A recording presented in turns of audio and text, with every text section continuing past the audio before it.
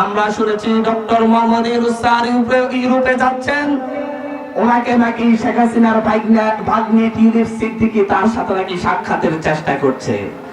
এই টিউলিপ সিদ্দিকী কে? শেখ রেহানার মেয়ে, যার সরাসরি ইন্ধনে দেশের ছাত্র জনতাকে হত্যা করা হয়েছে। এই টিউলিপ সিদ্দিকী কে? যে এই দেশের রাশিয়ার সাথে পারমাণবিক চুক্তি করার সময় এদেশের বিলিয়ন বিলিয়ন ডলার সে আত্মসাৎ করেছে। তার বিরুদ্ধে ব্রিটিশ সরকার তদন্ত করছে। তার দুর্নীতির কারণে তাকে ব্রিটিশ সরকারের মন্ত্রী পরিষদ থেকে সরিয়ে দেওয়া হয়েছে।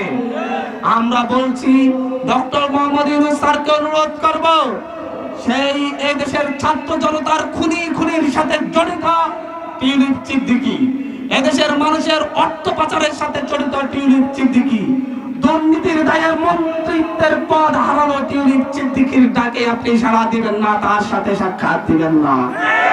আমরা মনে করি টিউলিপ সিদ্দিকীর সাথে সাক্ষাৎ। মোনালিসা হেভি ফ্লো 15 পিস প্যাকেটের সাথে 8 পিসের একটি প্যাকেট একদম ফ্রি। মানে আমাদের 24-এর গণঅভ্যুত্থানের সাথে প্রতারণা করা।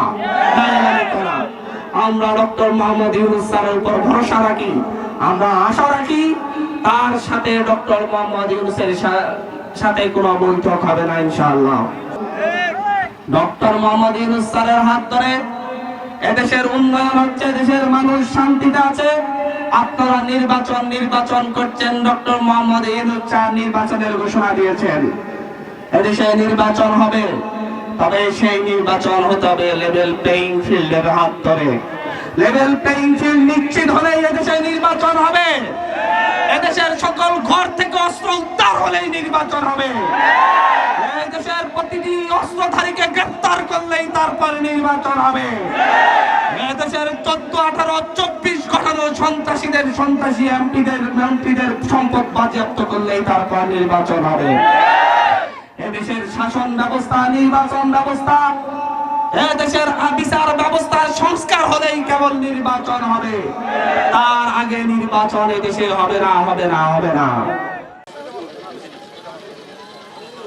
মঞ্চে স্বল্প কিছু শুধু আমাদের সিনিয়র নেতারা বাকিরা চলে যান স্টেজে।